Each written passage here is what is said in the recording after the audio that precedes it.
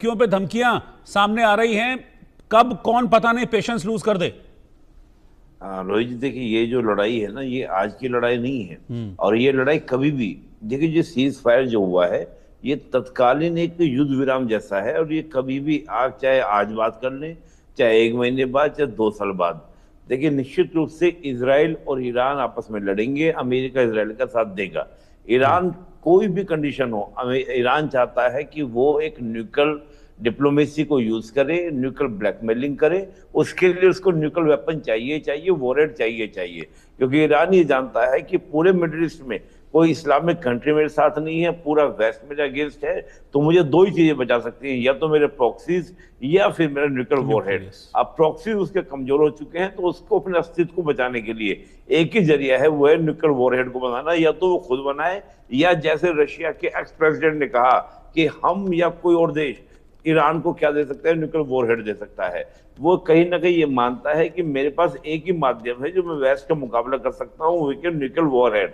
देखिए थोड़ा सा मैं एक बात कहूंगा, अगर आप पूरे मिडिल ईस्ट को देखें तो मिडिल ईस्ट में या तो अमेरिका के पपेट कंट्री बन चुके हैं, या फिर अमेरिका के जो अगेंस्ट खड़े हुए वो खत्म कर दिए गए, जैसे इराक सद्दाम हुसैन।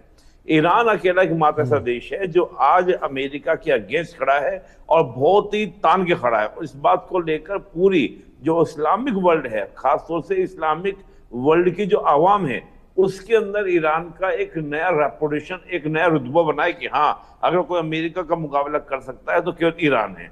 तो उस रिगार्डिंग आप देखिए तो ईरान की एक उम्मीदें जगी हैं लोगों को, और ईरान उस खातिर क्या करेगा कि न्यूक्लियर वॉरहेड को बनाने की पूरी जद्दोजहद करेगा।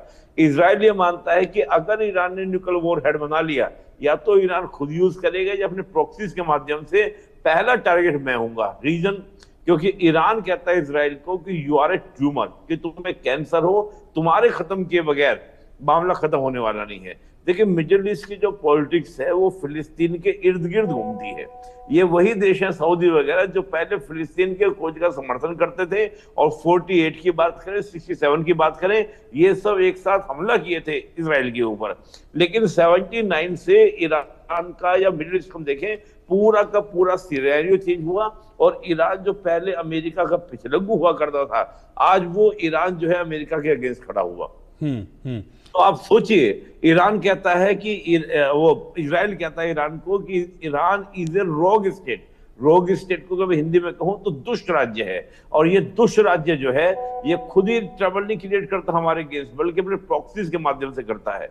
तो आप इन बयानों का मतलब क्या समझते हैं? इन बयानों का मतलब ये है रोहित जी, कि ये जो वॉर अभी रुकवाया गया है, ये केवल क्या था कि ना तो ईरान रेडी था, ना ही अमेरिका रेडी था। इजराइल जरूर चाहता था कि ईरान खत्म हो जाए, कि लगे हाथों प्रॉक्सीज, क्योंकि इस समय आज की तारीख में ईरान अपने सबसे कमजोर हालात में था।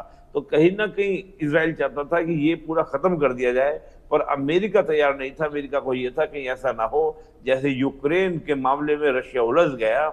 और दूसरा,